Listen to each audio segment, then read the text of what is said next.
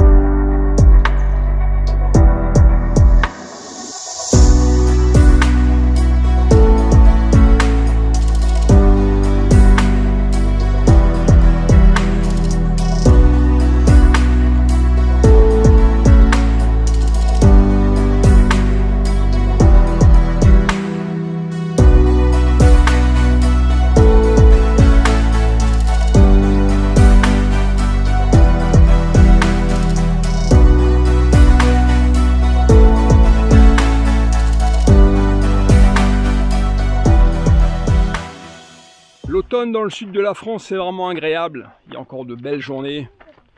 Il fait encore même chaud, on va dire.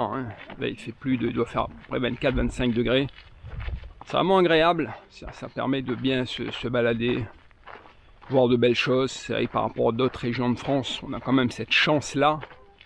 Il ne faut vraiment pas hésiter, parce qu'en fait, le temps commence vraiment à se gâter ici à partir du mois, on va dire, de novembre, de novembre à mars. C'est un peu plus compliqué, mais on va dire à partir d'avril jusqu'à octobre, c'est quand même encore pas mal.